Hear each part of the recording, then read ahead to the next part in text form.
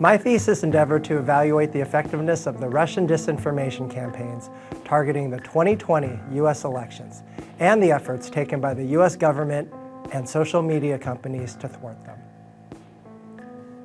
To develop countermeasures for Russian interference activities targeting future American elections, my thesis asked the question: what impact did the countermeasures taken by the American social media companies and the U.S. government have on Russian online influence campaigns targeting the 2020 U.S. elections? In order to evaluate the qualitative effectiveness of the Russian measures and American countermeasures, I used a framework developed by Thomas Wilhelm, a U.S. Army researcher. Wilhelm made this framework based on the principles of a prominent military general named Andrei Kartapolov to understand Russian hybrid warfare. Kartapolov believed that information operations should 1. Spread discontent in the population, 2.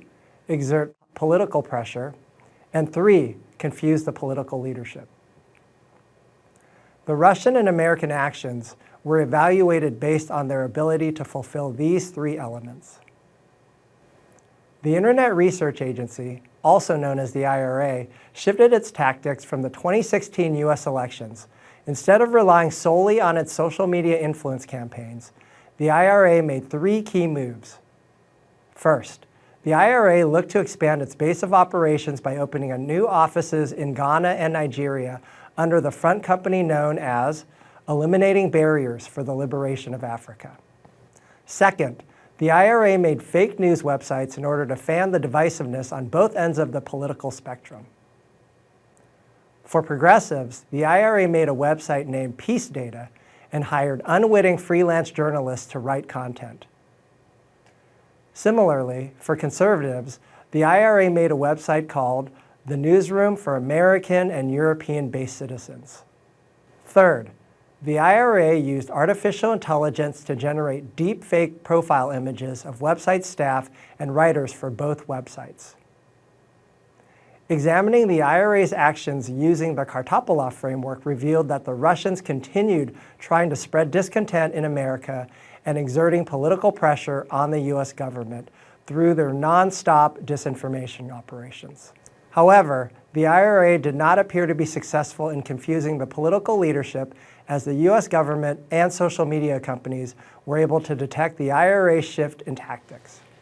In contrast to taking no efforts to stop Russian interference during the 2016 U.S. elections, the social media companies took a series of actions during the 2020 U.S. elections. First, the companies developed and implemented technology to detect and shut down the Internet Research Agency's accounts on their platforms. They provided public notifications of these takedowns on at least a quarterly basis.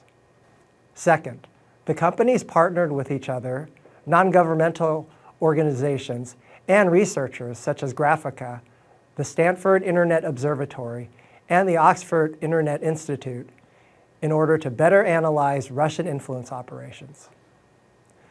Third, the social media companies coordinated with the U.S. government. This coordination took the form of information sharing and providing referrals to the U.S. government. Viewed through the Kartapolov framework, the social media companies were generally effective in detecting and shutting down IRA-generated accounts and content before they could gain traction with users. The U.S. government also appeared to be more publicly active ahead of the 2020 elections. These were shown through the public actions of the FBI and the Department of Homeland Security's Cybersecurity and Infrastructure Security Agency, also known as CISA. The FBI's Protected Voices initiative involved providing cybersecurity briefings to all the presidential candidates and national-level political organizations in order to prevent another 2016 DNC hack and dump attack. CISA worked with every state's election office to ensure the election infrastructure was secure against cyber attacks. During and after the elections, the U.S. intelligence community put out several advisories which outed malicious Russian cyber activities and provided overviews of other foreign state-sponsored malign influence operations. Under the Kartapolov framework, The U.S. government worked with the social media companies to detect and eliminate IRA-generated activities on their platforms. In this election cycle, the U.S. government seemed to be decisive in its actions and was not overcome by the political pressure generated by the IRA's continued influence campaigns. Were the findings consistent with my expectations? Overall, my findings were consistent with my expectations. Specifically, I believe the Russians would shift their tactics as the social media companies and U.S. government enacted countermeasures to thwart their efforts. The Russians did use some limited artificial intelligence in the form of deepfake images for profile photos on their fake news sites. However, I thought they would find some ways to use artificial intelligence to amplify their social media operations. I also thought the Internet Research Agency would try to use other social media platforms, such as TikTok and Snapchat, for its influence campaigns. Instead, they tried to use Facebook, Instagram, and Twitter to drive users to fake news sites where they controlled the content. The Office of the Director of National Intelligence forecasts Russia will continue to interfere in future U.S. elections to degrade the United States' global credibility and weaken its influence overseas. For the 2020 elections, social media companies and the U.S. government mainly focused on security and transparency measures. Specifically, information sharing is one of the measures which should be systematized.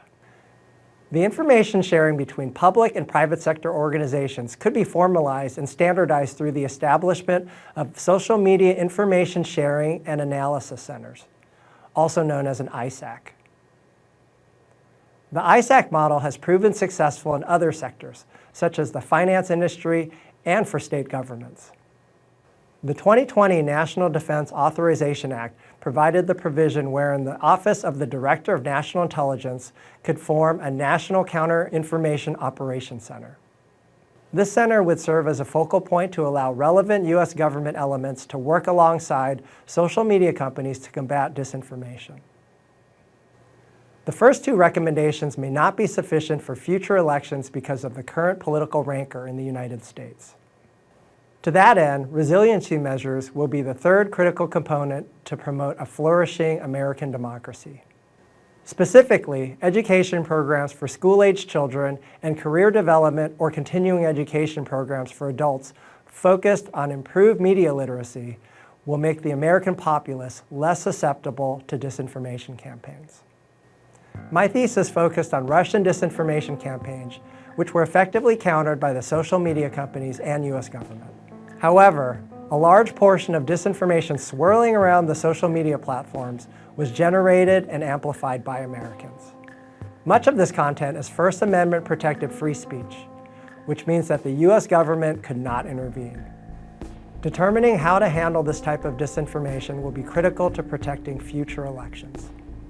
Thank you.